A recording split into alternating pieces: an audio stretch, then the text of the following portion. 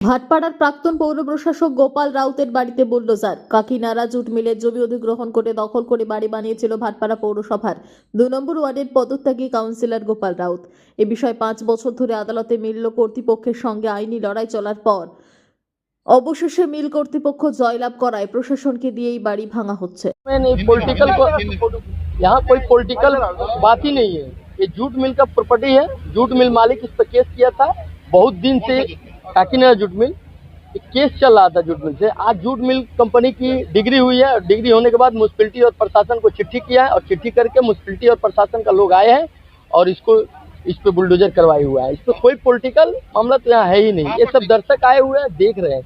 कहाँ पर दिखा जा रहा है कि डबल इंजन सरकार आने के बाद ही गोपाल राउत का घर तोड़ा जा रहा है। नहीं, तो सबसे बड़ी बात है कि आप जूट मिल, ये जूट मिल का इलाका है, ठीक है। तो जूट मिल इलाका कहीं एक पक्का मकान दिखाई दे रहा है, तो ये पक्का मकान बना था तभी काकीनाडा जूट मिल इस पर केस किया था।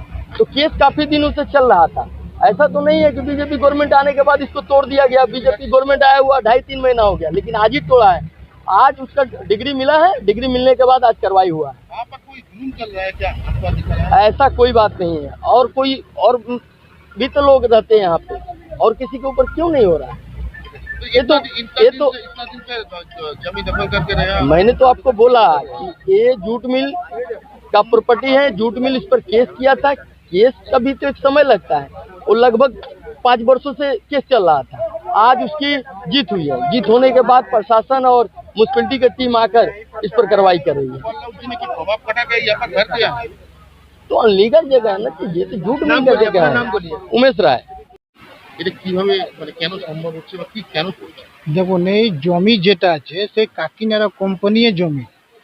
এই অবৈধভাবে এই বিল্ডিং অনলিগাল ভাবে তৈরি করেছে। সেই জন্য কোম্পানি এর উপরে কেস করেছিল। সেই কোম্পানি এখন ডিগ্রি হয়ে গেছে, সেই জমিটা কোম্পানি নিজে রিকভারি করছে। এই অবৈধভাবে তৈরি করেছিল, অনলিগাল ভাবে তৈরি করেছিল। তো বহু বছর পর এতদিন পর কেন? দেখুন, কেস চলছিল তো কোর্টে, তাহলে কোম্পানি জিতে গেছে। কোম্পানি জিতাবার পর এই কোম্পানি মিউনিসিপালকে মানে লেটার দিয়েছে কি আমার জমিটা রিকভারি করুক। ওর জমি ট্যাক্স তো কোম্পানি দিচ্ছে। এই জমি কাকিনাড়া জুট মিল কোম্পানি জমি আছে, সেই অনলিগাল ভাবে বিল্ডিংটা তৈরি করেছে। সেই এই জমিটা রিকভারি করছে। আমরা সব মজদুর এইখানে আমরা দেখতে দাঁড়িয়ে আছি।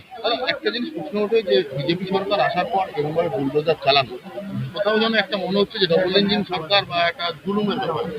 দেখুন, এইখানে কোনো সরকারের ব্যাপার নেই। এইখানে তো কাকিনাড়া কোম্পানি ব্যাপার আছে বাবা।